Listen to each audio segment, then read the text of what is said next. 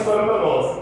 Então o reino dos céus será semelhante a 10 virgens que, tomando as suas lâmpadas, saíram ao encontro do esposo. 2. E 5 delas eram prudentes e 5 loucas. As loucas, tomando as suas lâmpadas, não levaram azeite consigo. Mas as prudentes levaram azeite em suas vasilhas, com as suas lâmpadas. E, tratando o esposo, os pelejaram todas e adormeceram. Mas à meia-noite ouviu-se um clamor. Aí veio o esposo, saímos ao encontro. Então, todas aquelas virgens se levantaram e prepararam as suas lâmpadas. E as outras disseram às prudentes: dá-lhes os vossos azeites, porque as nossas lâmpadas se apagaram. Bem, todos podem citar, hein? Aleluia! Aleluia! Se for observar na Bíblia, em todos os ensinamentos do Senhor Jesus, todos os seus ensinamentos, foi quem mais falou de inferno. Aleluia! Foi quem mais falou. E a gente pode entender que quando a gente vai pregar a palavra do Senhor, que quando muitas vezes você traz as pessoas à realidade futura, são muitas vezes mensagens que não agradam, não alegram o nosso ego. Esse tipo de mensagem tem desaparecido dos nossos públicos porque, infelizmente, tem sido substituído por mensagem, a teologia da prosperidade, porque Deus vai te dar, porque isso, porque Deus é aquilo, Deus de outro. E esse tipo de mensagem que confronta o nosso pecado, que confronta o nosso caráter, que traz a realidade, o futuro da nossa alma, tem desaparecido. Mas, louve e glorifique ao Senhor. Aleluia! Toda e qualquer geração, Ele sempre tem levantado um remanescente para continuar pregando a sua palavra. E ele anunciou, nessa felicidade muito maravilhosa, foi escolhido esse tema para a parábola. O Senhor Jesus ali, no ensinamento, e explicando como que seria a vida dele. E vocês vão observar bem nessa parábola, uma das coisas que tem como tema principal é vigilância. Vigilância, vigilância. Se a gente observar bem essa parábola, ele está se referindo, né, nessa parábola nós temos um total de 10 que representa uma totalidade, mas nós encontramos aí 50% de pessoas salvas, 50% de pessoas perdidas. 50% de pessoas que estavam preparadas para entrar, né, para ir de encontro com o seu noivo, e 50% de pessoas que não estavam nem aí, deixaram para se preparar no momento. Passa para a Bíblia, né? Que é Bíblia. O Senhor Jesus ele começou, nós encontramos Mateus, Lucas, todo mundo registra. Ele diz assim: olha, porque o reino do céu será assim. Aleluia! 2 pessoas vão estar na cama, dormindo. Um será tomado e o outro fechado. Então, olha essa proporção. Está dizendo que são 50%. 2 pessoas, um sobe e o outro desce. Um sobe e o outro permanece. Aí diz assim que 2 pessoas vão estar no campo trabalhando. Entre essas 2 pessoas, um vai ser arrebatado e o outro vai ficar.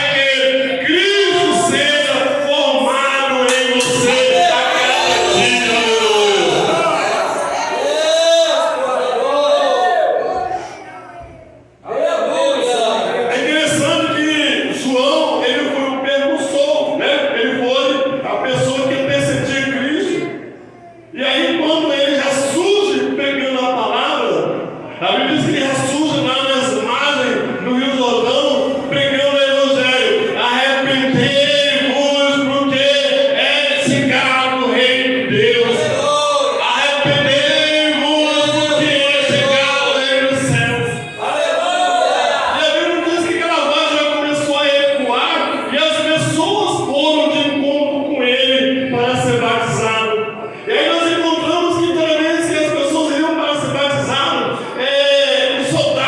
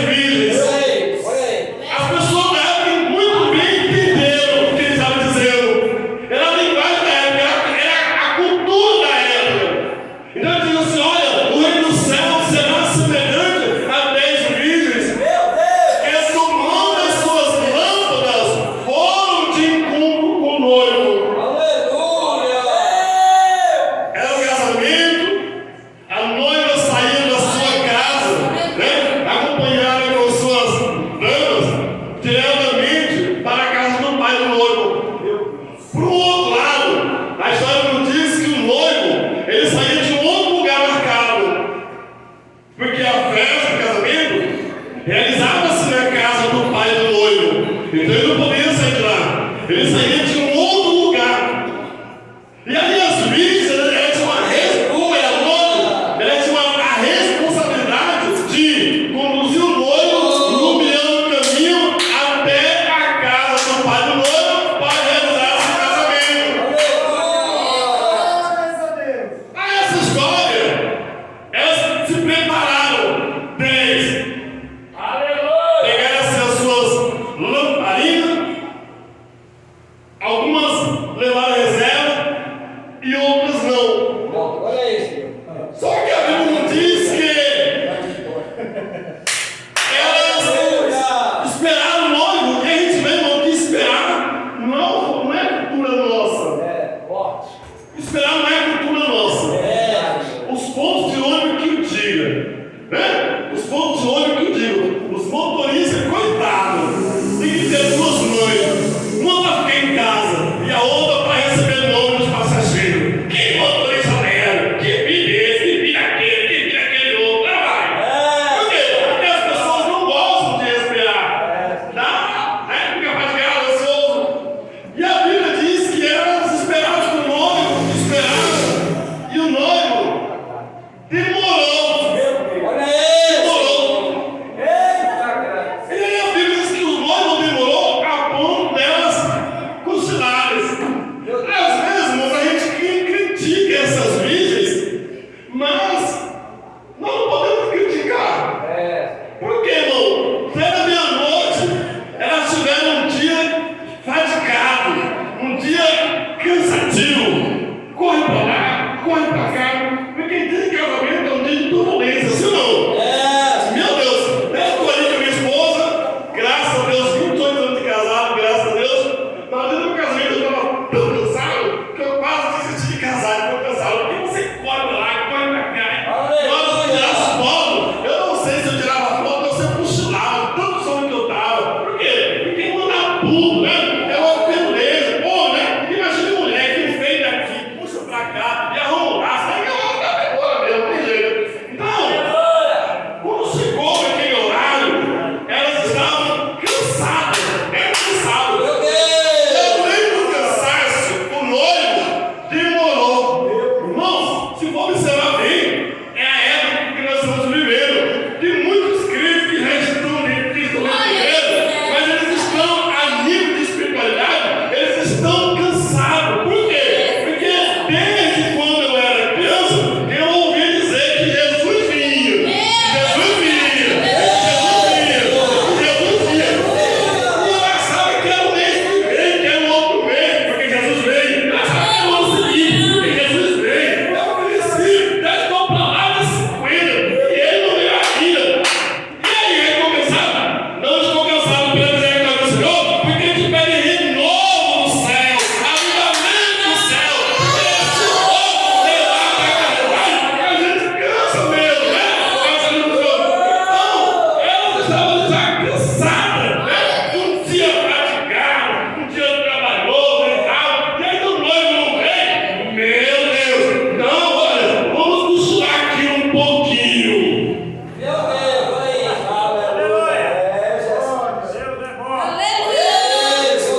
Mas o problema é que quando a gente fala assim, cochilar, elas não estavam dormindo, elas cochilaram. E quando se trata de cochilar, a pessoa não está nem acordado e nem dormindo. E é aí que está o perigo, quando a pessoa começa a cochilar. Aí que está o perigo.